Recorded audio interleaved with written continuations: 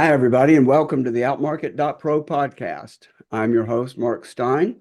In this episode, I'm excited to do a deep dive into the world of fundraising with a guest, Matthew Wright.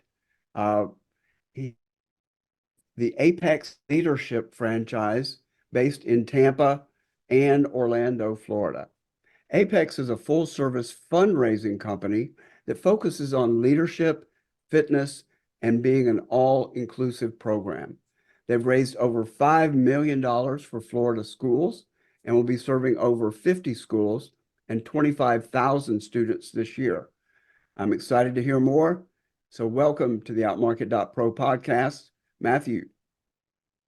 Mark, thanks for having me. I'm super excited to be on the podcast. A pleasure as always, and I'm really excited to share more about our program and any questions you have, I'm happy to answer. Great. So let's start with a summary.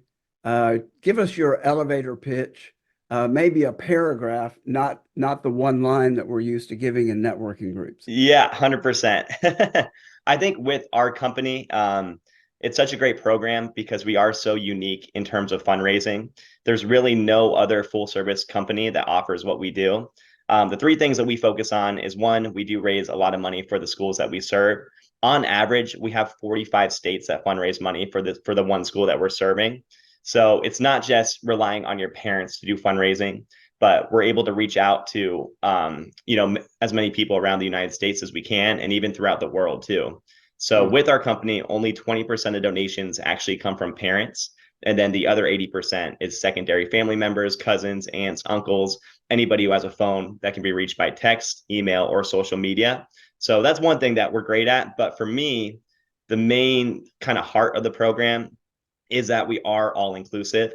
So it's not the same fundraiser that Mark, you were a part of when you were a kid, or when I was a part of, where kind of the name of the game was, if you raise money, you're going to receive a prize. But for our program, we really want to make sure that we involve every single student at the school, and not just the students, but we go to the next level and involve every member of the staff as well. So every student receives a t-shirt, they all get wristbands, they all take part in the leadership exercises, and they all take part in the event day. So our program really does a great job of bringing the entire community together. And it's not just an individual fundraiser, but it's a team-based program.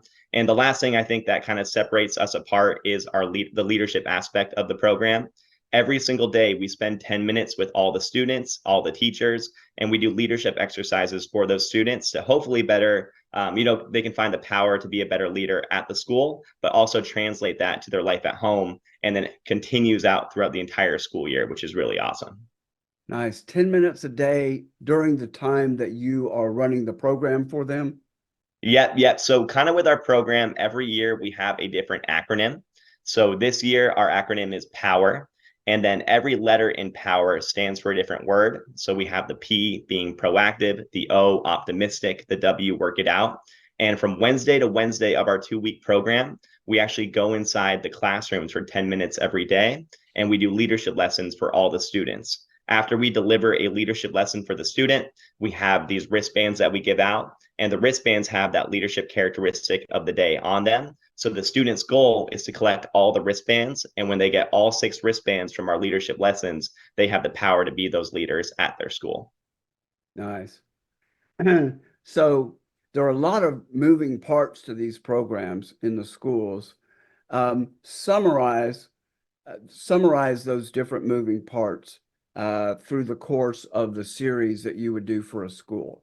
100%. That's a great question. So like I talked about, our programs are 2 weeks. So we spend 2 weeks inside every school that we do. So for one, all of our employees definitely, it's not like they go to the same work environment every single day. They spend 2 weeks at one school, and then they have to go to a new school after that, which most of our employees really love that process because it never gets boring. It's always active. It's always moving for them.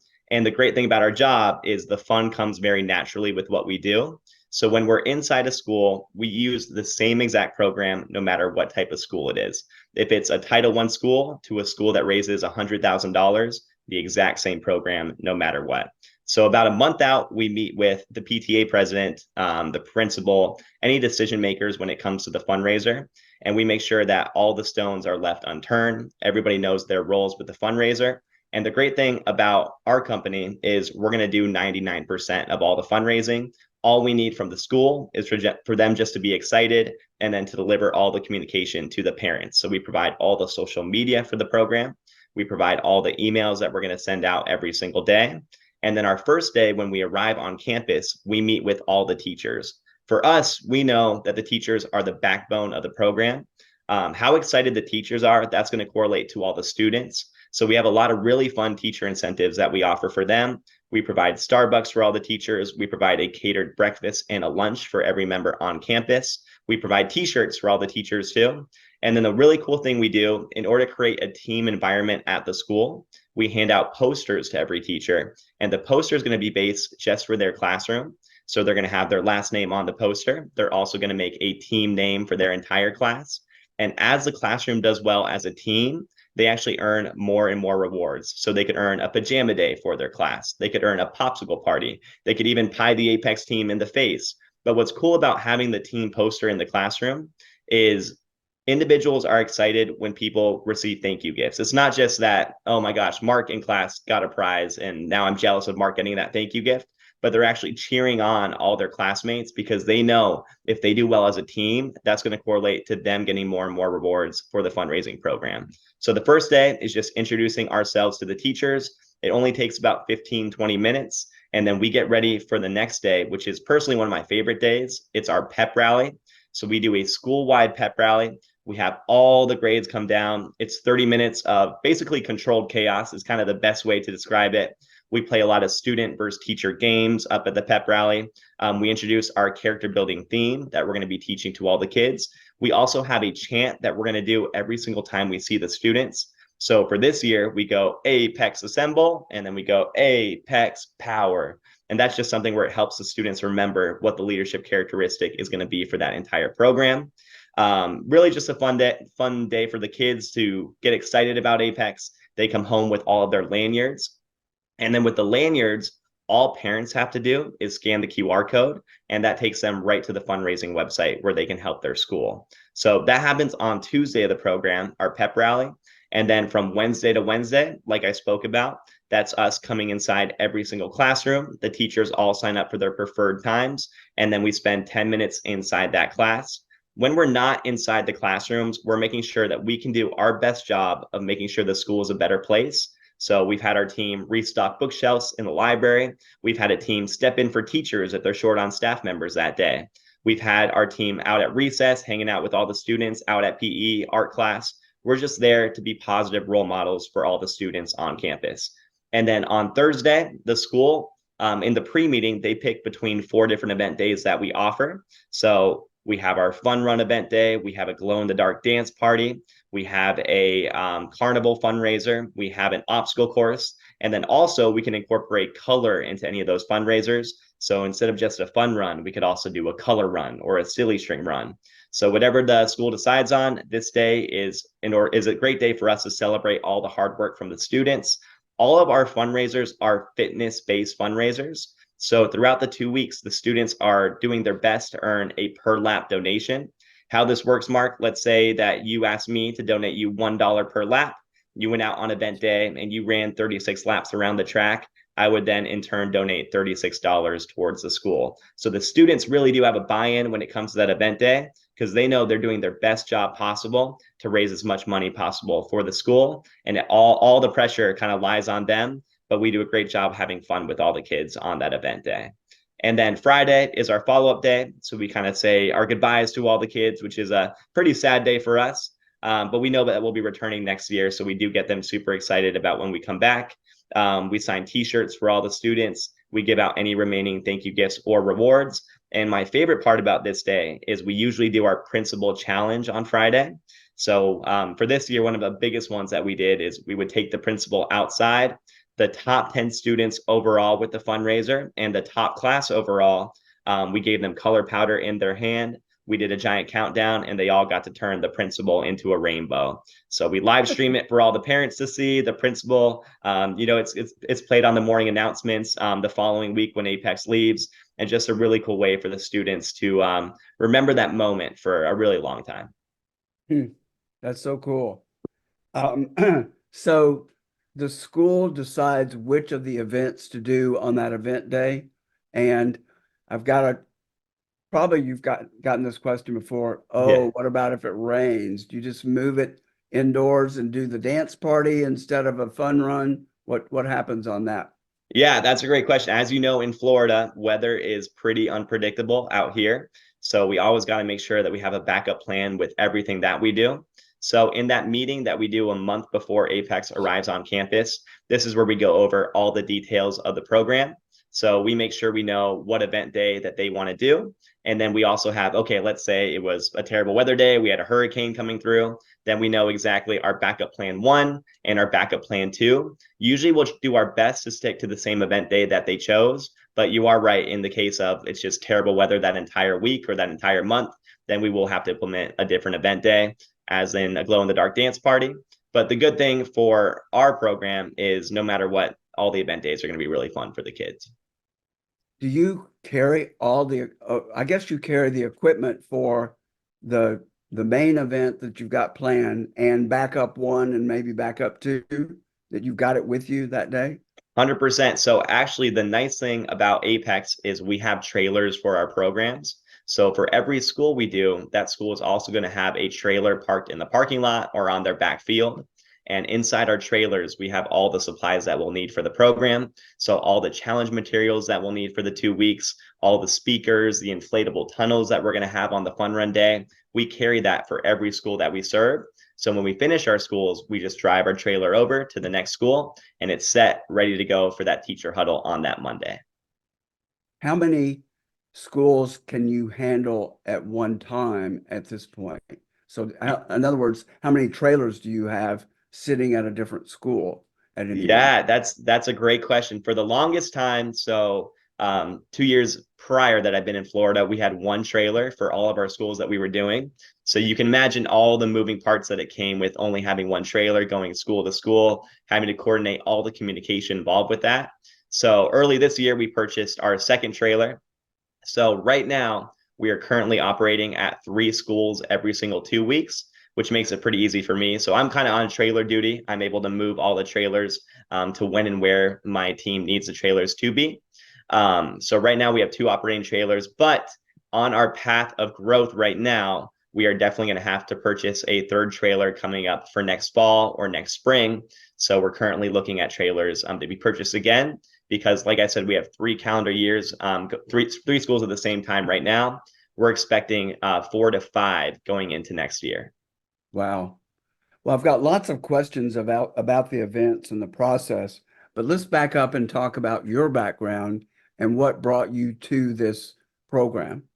Yeah, that's a great question. So I'm originally from Colorado, and when I graduated college down in Denver, I went right into an internship that I was doing with DirecTV, CenturyLink, business to business sales. They hired me to be a full-time sales representative. So coming out of college, it was a great job for me. I was making more money than I knew what to do with at a college student, 21, 22 years old. And I've always had a passion for sales. I got my sales certificate, competed in sales competitions in college as well. So I was very successful with what I did. But at the same time, I'm a true believer that if you don't truly love what you do, even though you might be successful in the business, you might be doing really well creating a team. You're not going to have that passion to want to go to work each day and sell TV service to people. So I always knew that it was a great starting job, but it definitely wasn't the end game for me. And then in turn, I've always enjoyed doing sports. So while I was doing the DirecTV job, I was also coaching flag football out in Colorado. And it just so happened that one of the sons that I was coaching, her mom his mom was the owner of Apex down in Colorado. So she approached me one day after practice and she said, you know what, I think you would be great at this job. I just want you to come in and see what we do at the schools. And if you don't like it, that's totally okay. But just want you to see the opportunity that you could have working inside schools before. So I'd never worked in schools. I didn't really know much about the process of Apex. I looked at their website, saw a few things, but really after experiencing it on that first day I came in, it was like that. I fell in love with the program right away. I was hired on with Apex about a month later. So this was in July, getting ready for my first year. And I actually was a team lead for Colorado for 2 years out there. And one of the greatest parts that I love about Apex is it gives all employees the opportunity to travel around the entire US. So we might have our franchise here in Florida or franchise here in Colorado, but because we have 40 different franchises throughout the US, if any schools need team members or team leaders to travel, we're able to send them over to their territories for 2 weeks, where one, they can implement what they've learned in the Colorado program, but also learn new things of what other franchises are doing. And we can bring that into our territory and use that for our success too. So it's really cool that these people can go and they can meet people that are around the same age as them, and they can grow within the company and also create more opportunities for them if they want to own their own franchise one day, or if they want to GM Apex one day. So I was fortunate enough to go down to Austin, Texas, where I had met the current franchise owners of Florida. And I formed a really great bond with them. They had asked me to come down to do a couple programs out in Clearwater. So when Colorado, had time for me to go down there, I led a couple schools in Florida. And then right then, COVID hit. So it's really hard to do our program when, schools aren't really allowing any third parties inside the school. But right when COVID kind of ended, I got a call from the franchisees in Florida, and they said, hey, you know what? We have a GM position that just opened up. We think you would be great at that job. Do you have any interest in moving from Colorado all the way down to Florida? So it definitely took me a long time to think about it. It's completely different states. I had kind of had a plan to create a family out in Colorado, and I love everything about it, having all 4 seasons. But I said, I've lived here my whole life. I should go ahead and, take this opportunity. And if I don't like it, I can always come back, which is really nice. So I moved out and I brought a team with me down to Florida. I was taking a super big risk with going to Florida because at the time they only had 9 schools on their calendar, and Colorado had, 30, 40 schools. So we were keeping quite busy down in Colorado. But I also saw the big opportunity of moving down to Florida, because if I'm the GM with 9 schools and I can, make this 18, 25, 40 schools, then I can be at the forefront of building such a big business down in Florida. So I decided to go ahead and do it. Our first year, we had 19 schools. I was in charge of sales down in Florida. So our owners were really kind of hands-off owners. They gave me the keys to the program, which is something I really enjoyed because I could kind of put Matt's touch on what I wanted Apex to be down in Florida. And the great thing about coming down here is at the time they purchased the franchises, they had doubled the amount of territories of what Apex sells now. So our territory in Tampa is twice as large. Our territory in Orlando is twice as large. So we had 9 schools our first year. I built it to 18 our second year, 27 our third year. And this upcoming year, we're going to serve about 45 schools. And I'm hoping to hit well over 50 going into the 2023 or 2024, 2025 school year. So really great growth. After my second year, I saw that growth happening with Apex. So I had approached the franchisees and asked them to be, an owner as well, to put in a buy-in with them. And I currently, I'm co-owners with Chrissy Longstreet, who is kind of the back end worker with Apex and me. So we do a great job. We have a great team environment with all of us there. And I'm really happy that I took that risk coming from Colorado over to Florida. Well, that's a great story. And, it's really obvious why you're at your job, the level of enthusiasm that you have. Just saying your name is contagious, and I'm sure the kids love it, and I'm sure you love it. That energy that you get from the kids is awesome. So Yeah, 100%. It's so funny too, because like that energy when you're working in the schools, it definitely translates into your life too. What's cool about our program is anytime an employee goes to campus, we kind of have our Apex name that we serve. So we have Jumpin' Julia on the team when I'm serving schools. We have Mighty Matt. We have Giant J, Awesome Avery. So we all kind of have our Apex personas, but sometimes we'll be out together. We'll go to Top Golf. We'll do team bonding together. And you can just see like we're acting the same way as we act in a school when we're all together. It's really hard to kind of turn off that Apex persona. So 100%, you do need to have a very specific type of personality to work for Apex. That's true. Yeah. Yeah, I bet it is hard to turn it off at night when you get home. Um, Yes, yes. I was joking with my girlfriend the other night too. We just finished up one of our best schools over spring break, and the students had started a chant. So they started doing Mighty Matt, Mighty Matt. And for the last 2 nights, every time I close my eyes, all I hear is Mighty Matt, Mighty Matt. So I'm like, maybe next year I should think of a name that's more complicated for the kids to pronounce. But at the same time, it is really nice that the kids they do know who you are. They love seeing you signing autographs. So at the same time, it is a really awesome thing that we can have such an impact on so many kids for such a short period of time, only 2 weeks. yeah. Maybe you can train your girlfriend to do the chant whenever you walk in the door to keep the spirit going. I really like that idea, and I'm gonna bring that right after this call. I'm gonna bring it up to her and see if we can keep that going because that's a great way to come home too. I like that.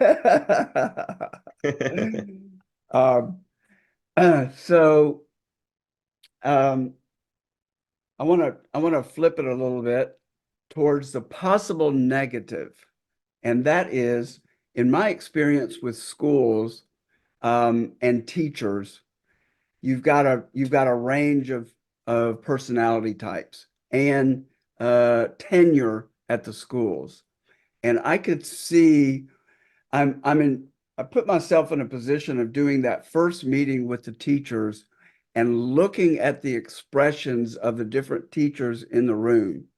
And some of them, probably the younger ones, are all getting excited and getting into it. But boy, there's that teacher that has been there for 30 years. She's counting the minutes until retirement. She's ready to get out of there. And you know, the thrust of schools for the last, 10 years has been to strip this sort of thing out of the schools. Let's go to STEM. Let's do the back to basics. So some of the old school philosophy teachers would probably be rolling their eyes, and these guys, they're not making my job easier for me. So how does are you able to see it in the faces of the teachers as I'm imagining? And what do you do? Do you just plow through it?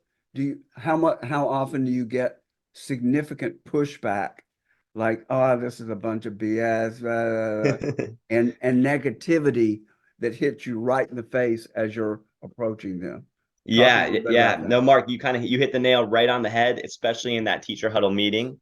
You can definitely see the teachers that are going to be, super excited about the program. We don't even have to say anything. They're just going to be excited to see us coming in every single day.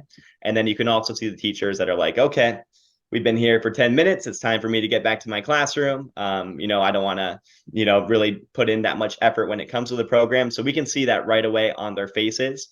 Our goal, though, when we do that teacher huddle in the morning, we want to make sure the teachers know that this isn't just Apex throwing a program on them.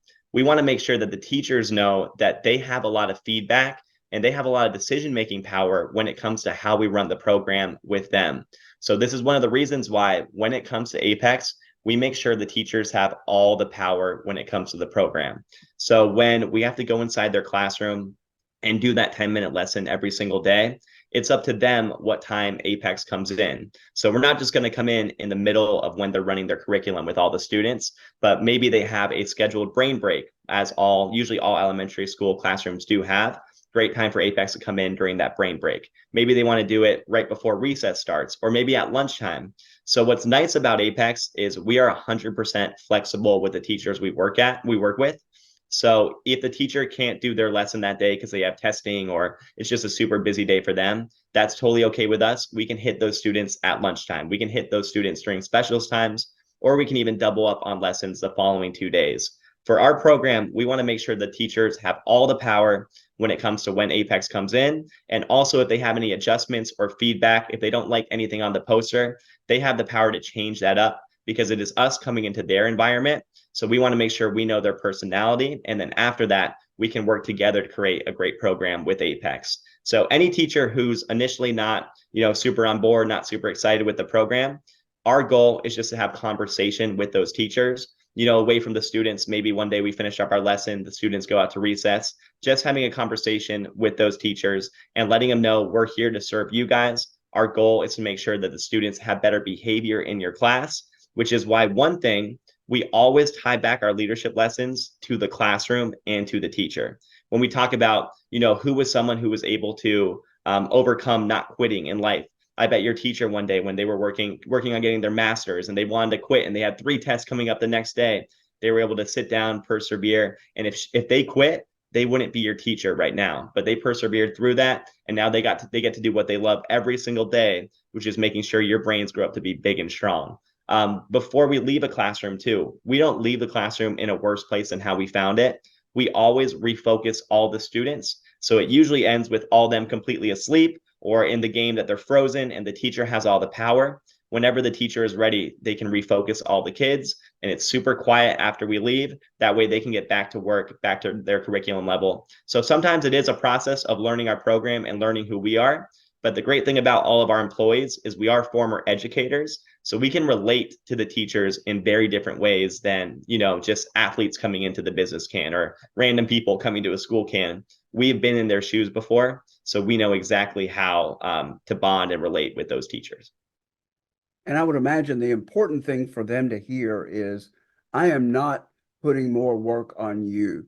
I am coming in, I'm going to provide all my materials. You have to do very little. Here's what you have to do. Yep. And not only that, but saying, you know what, we want you guys to get something out of the program too. So we're going to give you guys Starbucks. We're going to give you guys Chick-fil-A, Chipotle. If you guys raise any money, we're going to give you the thank you gifts too. You have the power to also help out this fundraiser and be a part of it as well. We're going to cater a whole breakfast for you guys when you come in. We're going to give you t-shirts. We're going to give you the thank you gifts. So knowing that they actually have a buy-in with the program too. And if they want to, they can also support and help their classroom if they do want to fundraise. If any teachers do fundraise money, we offer the top teacher overall a $100 gift card, the second place teacher $50, third place $25, and on top of that, we have the support of the PTA and the school that the PTA creates their own teacher incentive as well. So in the past, the PTA has the option to do a 10% back to teachers. Whatever, let's say, Miss Rodriguez's raises in her classroom, 10% of all that fundraising goes directly back to her, and she can use that money to support her classroom with classroom materials, posters, different things like that for the classroom. So the PTA also gives a buy-in to all the teachers as well. And that's one of the things that appeals to me the most. I haven't worked in a classroom, but I know enough teachers to know how many of them pull money out of their own pocket every year just for basic materials. So they should appreciate the fact that you're coming in to take some of that pressure off of them to get money into the schools. So 100%. I would imagine that some of them are able to cut through their initial negativity and realize, hey, these people are doing me a service and it's going to put more money in my pocket. 100%. And a lot of times too, Mark, is sometimes you have to break down the program to the teachers too. Because initially, like when you see a third-party fundraising company coming into a school, your initial thought is, oh my gosh, like these people are coming in and they're going to take over half of our profits. They're going to take what we earn. And it's our parents' hard work. It's our community hard work, their hard money that they earn. And they're just giving it away to a company. But when you take a step back and we're able to break down actually what Apex takes back, we take on all the risk when it comes to serving our schools. An initial inventory order on an average school, we put in about $10,000 per school that we serve. That's ordering all the t-shirts for all the students, all the challenge supplies, all the teacher incentives. So out of what the school raises, that never touches their cut. So all those costs that we spend on a school, it never actually affects the school's percentage. It only comes out of Apex's percentage in the very end. We don't charge anything to come in and serve a school. When you break down what Apex actually spends on the schools that we serve, we're really only taking back about a 20% cut, and the school's keeping 80% of all the fundraising. And we're making sure that we spend all of our hours at the school serving them to make sure that they have a better quality of program when it comes to Apex serving the school. And you've got the software that's facilitating these donations, right? You're 100%. providing that as well. Yep. So we have our fundraising website and our third-party processing website, which is Heritage Pay. So we make sure that it's super easy for all of them to make donations. It's a great website, to be honest. All they do is they scan the QR code. They can make a video of them supporting their school, saying what the event is going to be. They can also, if parents want to, they can keep track of all the leadership lessons that they're going to be learning throughout those 2 weeks, so they can see what we're actually delivering to all the students. They can track all of their thank you gifts, and they can see how far away they are from the next thank you gift. They can see all the teacher standings. And again, we offer rewards for students who not only raise money, but if they put in effort, they also get thank you gifts in their classroom too. So if they go in and they share their code 10 different times, they're going to get a prize. If they share 20 times, they're also going to get a prize. So just trying to go above and beyond just being an average fundraiser. Talk to me about the difference of receptivity between elementary, middle school, and high schools. They've all got different personalities at that age range, at those age ranges. What level do you serve the most currently? And just talk about the nuances between those three levels. Yeah, no, that's a great question. So right now, I'd say we serve a majority of elementary schools, but we do have quite a few middle schools on our calendar as well. Really, when it comes to high school, we don't offer our full service 2-week program. When it comes to high school, we more cater to clubs and organizations. So we do fundraisers just for like a swim team or a football team or a book club. So that's kind of our Anython fundraiser. That's something that I'll go into a little more later. But for our Apex program, the 2-week program at the schools, I would say you're definitely right. Like elementary school student is going to get a lot more excited by just seeing us at the pep rally, seeing us giving away thank you gifts, playing games with all the students. They're going to have that initial buy-in right away, and they're going to be way more receptive to the program. But when it comes to middle schoolers, especially nowadays, I think they're definitely, you have to be creative in a way to get them excited. Because I don't know if you've worked with an 8th grader or a 7th grader before, but it's very hard to appeal to cool when it comes to them. So for us, we are experts at catering to a middle schooler. We want to make sure that we form relationships with them even before we start the program. So when it comes to working at a middle school, 2 weeks before we get there, we're going to meet with a leadership team on the middle school level. And we're going to create a goal with them.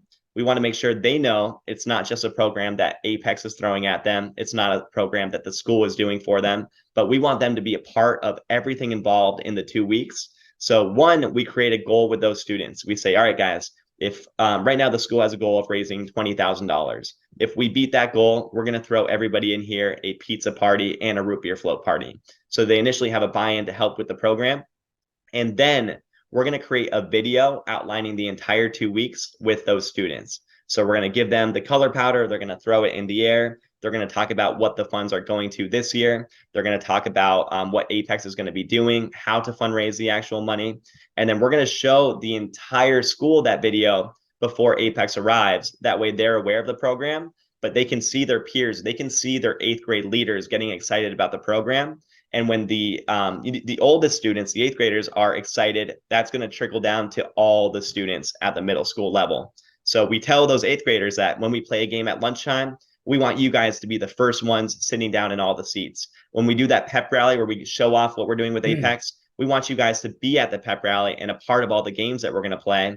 And not only that, we want a list of teachers that you guys know that the students are going to get really excited about, to see their teachers out there at the forefront, supporting Apex, playing the games with Apex, getting color blasted after school.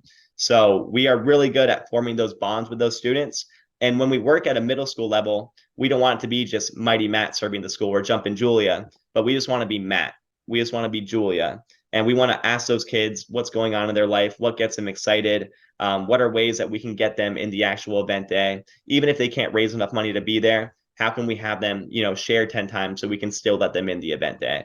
So middle school is a different program completely, but our employees are really great at bonding with those middle school students, because they're not going to like you unless they have a reason to like you right away. Our goal is to get to know all of them, not just the ones that play sports, not just the ones that, are in band, but every single student we want to have an impact on in middle school. Yeah, not only do I know that age range well, I have an 8th grader at home. Nice. So getting him away from his phone, to come with us to dinner. Getting them to do anything is pretty difficult. So, Yep, hats something off. happens after the summer of seventh grade that no one really knows about, but it definitely happens.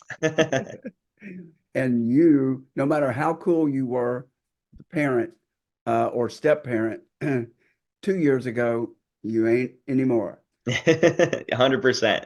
Yes, Um, yes. Talk about how this program might be offered to other organizations. And I referred you to a hospital foundation director. Um, so, and just assuming, actually, I had heard that you did serve other types of groups, but I was thinking, a hospital um, could could really benefit from this sort of thing, especially the fundraising arm of a hospital. So talk about your inroads that you're making, and I would imagine it's so easy to do it for the elementary kids, but what's the path, and what are the challenges for doing it for other groups, and what's the penetration been for you guys here Yeah, no, locally? great question. So the great thing is we saw that we already have a great fundraising website. We have a website that can reach anybody in the entire world. We can share in a super easy and efficient way for all these people. So we said, why not expand our program into doing an Anython? And what's great about an Anython is the organization can pick exactly what they want to do. And basically, how that works is, for instance, we serve a Clearwater Little League fundraiser and we put on a home run derby for Clearwater Little League. So basically, their anython is however many times they hit the ball, that's how much more gets raised for that program. So let's say we're going to throw them 10 pitches. If they get 10 hits, they're going to get a donation of $10. If I do a $20 per hit donation, they get 10 hits, it'll be a $200 donation. But what's cool about this is they can pick any thon they want. So they could do a readathon, they could do a push-up-a-thon, they could do a diving-a-thon. In the past, we've had people do a weightlifting-a-thon. So how many reps can they get with a 45-pound dumbbell? So with our programs, we can cater to any club, we can cater to any organization. If we have a hospital organization that wants to do a run, however many times they finish a lap around a track, that's how much gets donated for that organization too. What's great about our Anythons too is we take a way lower percentage of cut. So really, they're keeping an 80% cut with no fees, no anything, and we're only taking back a 20% cut for letting them use our online system. But it's really all up to them what thon they want to do, and then we show up with all of our materials and we host that thon, that event for all of them. We track all the numbers, we put in our system, and then 5 days after the event day, they get their percentage right into their account.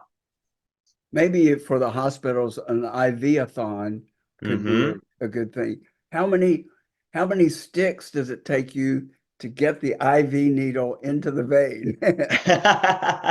Yeah, that we might have to look at our insurance before we go into that one, but I think it's a creative idea for sure. I can think of all sorts of off-color uh, a-thons that you could Oh, do in there's the so many. hospital. I've seen a hot dog-a-thon before where we did a fundraiser for these high school football players, and then however many hot dogs they could eat in 10 minutes, just like what you see on 4th of July. They were all there just pounding hot dogs, going crazy. So, they can pick whatever they want. And what's cool about it is they can pick stuff that's relevant to them and fun for them. And something that when you advertise it to other people, they're gonna be like, oh my God, I want to see Johnny eat, 20 hot dogs in 10 minutes. Let's definitely fundraise for that. So people can make flat donations or they can make per thon donations. It's totally up to them when they make the actual fundraise donation. Speaking, let's go back to stick in the muds for a moment. Principals, that's your gatekeeper, right? Or I guess, well, you still got to touch base, even if you've got an advocate in the PTA, you still got to win over that principal. Um, and they can be stern, they can be fun types. There's definitely a personality typology for principals. What's the challenge in dealing with principals, and how do you sort of quickly assess what their personality type is?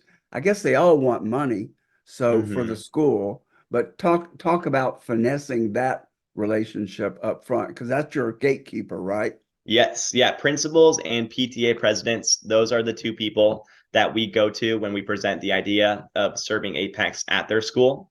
So 100%, when you look at a principal, their school is their sacred place. You know, whenever you have someone coming into their school, they're going to be super hesitant about who these people are, what they're going to present to their school, and how that's going to affect all the teachers and all the students on campus. So our best way to relate to a principal is by sharing how another principal felt about our program. I'd say about 75% of all of our sales comes based off principal referrals and letting them know their experience of how they served their program. 2 years ago, this giant county in Orlando, Seminole County, we got one school in Seminole County. It's right after we were leaving Orange County and wanted to kind of expand out in Orlando. And the reason why we signed this school is because they were with Boosterthon, our main competitor out in Florida before Apex. And they said that unfortunately, you guys don't make enough money for Boosterthon to serve you guys correctly. And we want to give you guys the half version of our program, but we still want to receive the same amount of cut as we did before. So that principal said we had a really bad experience with them. And we really want to take a chance on you guys and see what you do. Like I said, with our program, we serve them exactly the same. If they're a Title I school or a school that raises, $100,000, we gave them an amazing program. And the very next Monday after we served their school, she went to a principal meeting and she had Apex flyers. She had my contact information. She was really pushing Apex. So in 2 years ago, we had one school in Seminole County. This upcoming year, we're going to have 24 schools out in Seminole County. So just principals, they're such a tight-knit group. They all know each other. If they trust other people's word and if they have the same experience as they do with Apex, it's really our number one way of building that trust with that principal, saying, hey, we were with Mallory Lambert before. We want to serve you the same exact way that we did for Castleberry. We're going to give you guys an awesome program. And then finding ways that we can get back to those schools too. If a principal refers us to different schools, let's take out a couple percentage points of Apex and give them back to you guys. Let's cater a lunch and a breakfast for all your teachers. My goal is to create partnerships with all the schools that I work with. That way they know that it's not just us serving you for, 2 weeks and then being done with it. We want to have that continued relationship and know that you guys can trust Apex. You can trust Matt with giving back to you guys too, even when we're not in session.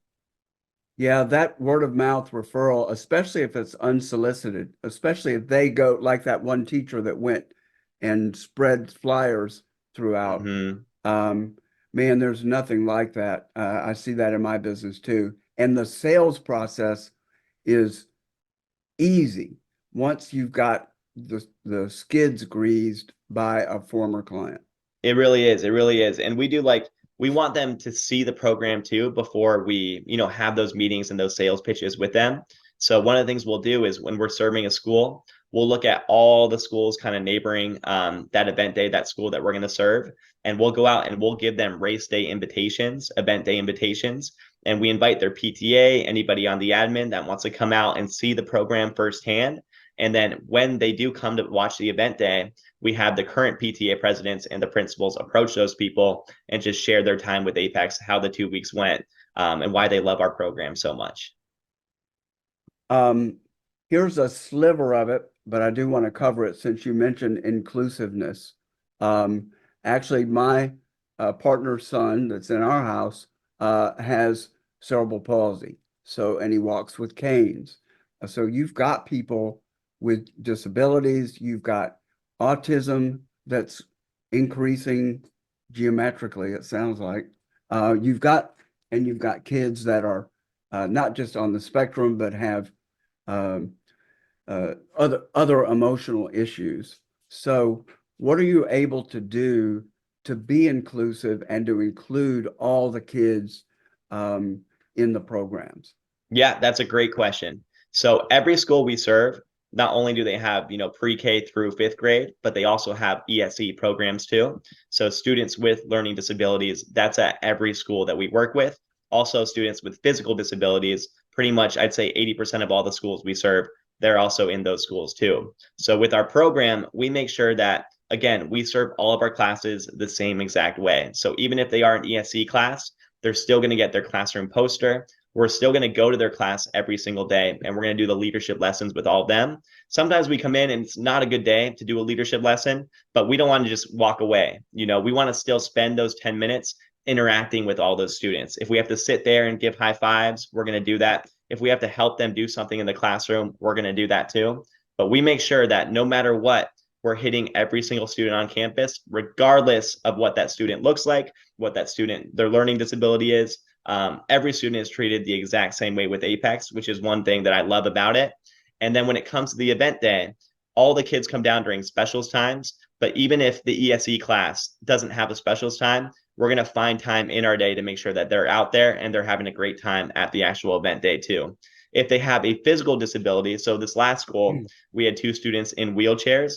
We designate 2 Apex people to always be with those students. And our last fun run, we had them push the wheelchairs around the track every single time for those students. And they did 36 laps with them on the wheelchairs.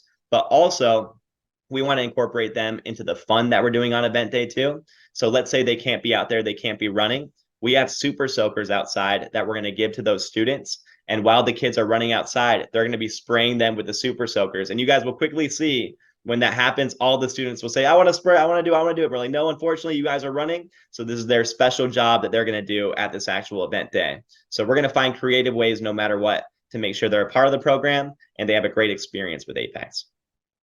This is sort of an aside, but when I was growing up, I don't feel like we, the mainstream students, I'll just call them that, were very supportive to the kids with special needs. And my sense is that that's changing, and that in the schools, Fred is my stepson, and he gets high fives and fist bumps on his way into school and out of school. I feel like kids are more tolerant, more accepting, more supportive of kids with special needs. Do you? I couldn't agree with you more. Like that's absolutely my experience, especially in the last couple of years. We've seen it at the schools that we're serving. In middle schools, we do lunchtime games where we call up students to participate in a different game that we're playing. It could be music trivia, it could be regular trivia, it could be a dance competition, could be limbo. But absolutely, I remember we called up, his name was John. He had a learning disability at our last middle school, Teague Middle School. But we're doing a dance party with all the students where they were kind of showing off their best dance move.